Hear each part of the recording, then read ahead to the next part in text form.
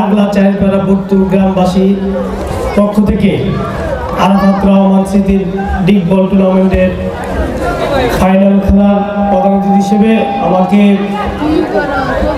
দাওয়াত দেওয়ার জন্য আমি এই আগলা চাইপাড়া এবং এই এলাকার আমার স্নেহের ছোট ভাই এবং আমার মুরব্বী যারা আছেন সবাইকে আমার পরিবারের পক্ষ থেকে এবং আমার নারায়ণ জেলা যুবদলের পক্ষ থেকে বিএনপির পক্ষ থেকে সংগ্রামী শুভেচ্ছা অভিনন্দন জানাচ্ছি।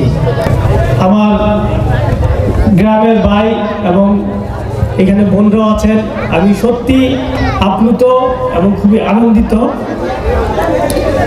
আমি এই আগলা গ্রামের আপনাদেরই সন্তান।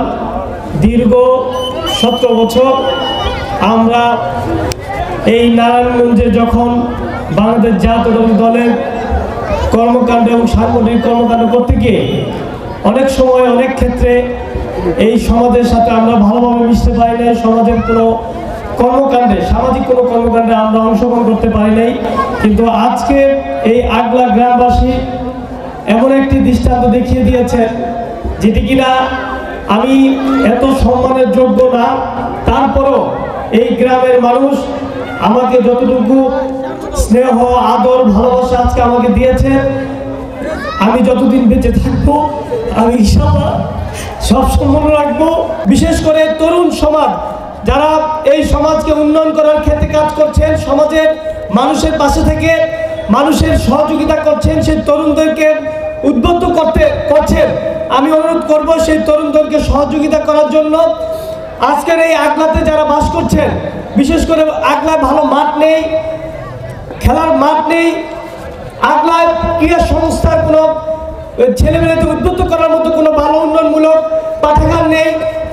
আমি আপনাদের মাঝে কথা দিচ্ছি, যদি আল্লাহ আমাকে সুযোগ দেয় এবং আমাদের দল যদি ক্ষমতায় আসে, এই সমাজের উন্নয়নমূলক কাজে আমরা বাংলাদেশ জাতীয় দল সহ আমরা যারা দলের সাথে সম্পৃক্ত আছি, ছাত্র দল, যুব দল, কৃষক দল, স্বেচ্ছাসেবক দল, শ্রমিক দল, সকল অঙ্গ সংগঠন নেতাকর্মীরা আপনাদের পাশে থেকে এই সমাজে উন্নয়নমূলক কাজ করব।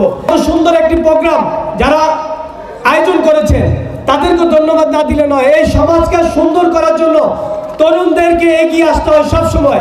সেটার বহিঃপ্রকাশ হচ্ছে আজকের এই আরাফাত রহমান খোকন স্মৃতি ডিগ বল টুর্নামেন্টে এসে আমি সেটা দেখতে পেরেছি।